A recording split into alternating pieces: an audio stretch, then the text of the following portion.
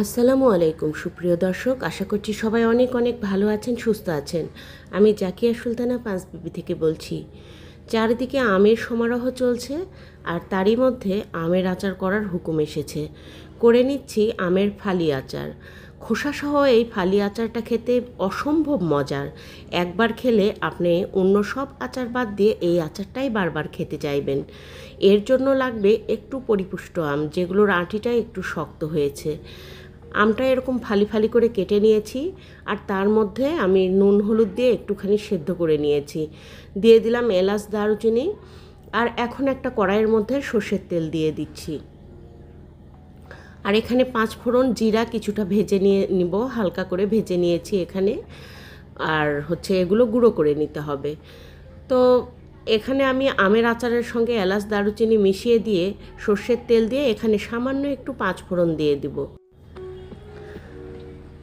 5 ফোড়নটা যখন ফুটে উঠবে, তখন আমি এখানে আমের আচারটা যেটা রেডি করে রেখেছি, সিদ্ধ করে রেখেছি যে পানিটা, সেই পানিটাও কিন্তু ফেলে দেইনি, ওই পানিটা সহই দিয়ে দিব। বাগার দেওয়ার মতো করে দিয়ে দিচ্ছি,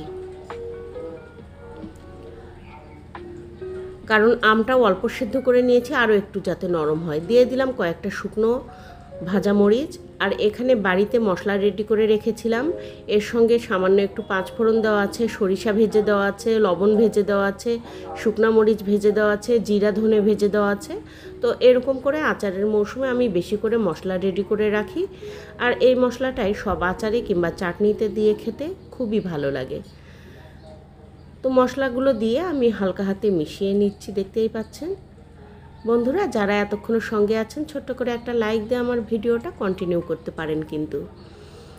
আর এখানে আমি চিনি দিয়ে দিচ্ছি। চিনিটা আপনারা অবশ্যই স্বাদ মতো দেবেন, তবে এই আচারটা একটু টক মিষ্টি হলেই ভালো লাগে। আবার আমার হাজব্যান্ড কিন্তু একটু কড়া মিষ্টি খেতে পছন্দ করে, তো আজকে একটু কড়া মিষ্টি করে এটা তৈরি করছি।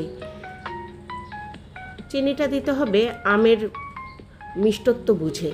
কোনো আম বেশি মিষ্টি হয়, আবার কোনো আম টক মিষ্টি হয়, এতে করে চিনি একটু কম বাড়া হতে পারে। আর ভেজে রাখা 5 ফোড়ন সহ, জিরা সহ যে মশলাগুলো ভেজে রেখেছি প্রথমে, সেগুলো গুঁড়ো করে দিয়ে দিলাম। খুব ভালোভাবে নাড়াচাড়া করে নিচ্ছি। চাইলে আপনারা এই আচারটা এমনিতেও খেতে পারেন, বয়ামে না রেখে দ্রুতও খেয়ে নিতে পারেন, এটা মজার জন্য আলাদা সময় দিতে হবে না।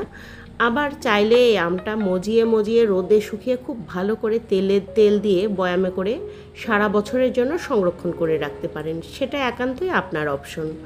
আর দেখতেই পাচ্ছেন চিনিটা খুব সুন্দর মেল্ট হয়ে জাল হয়ে ক্যারামেলের কালার চলে এসেছে।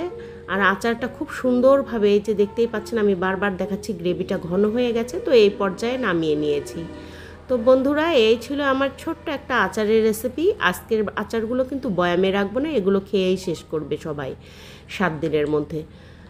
আর বয়ামে রাখলে অবশ্যই রোদে দিয়ে সুন্দর করে সর্ষের তেল জাল দিয়ে ঠান্ডা করে নিয়ে তারপরে বয়ামে দিয়ে আপনারা বয়ামে সারা বছরের জন্য সংরক্ষণ করে রাখবেন, কোনো নষ্ট হবে না। আচারটা কেমন হয়েছে কমেন্টে জানাতে পারেন, আর সেই সঙ্গে একটা শেয়ারও করে দিতে পারেন যদি বেশি ভালো লাগে। আর চ্যানেলটি সাবস্ক্রাইব করা না থাকলে সাবস্ক্রাইব করে দিয়ে পাশে থেকে বেল আইকনটি বাজিয়ে অল অপশনে একটা ক্লিক দিলে আমার সব ভিডিও পেয়ে যাবেন। তো বন্ধুরা, আজ বিদায় নিচ্ছি, সবাই ভালো থাকবেন, আল্লাহ হাফেজ, আসসালামু আলাইকুম।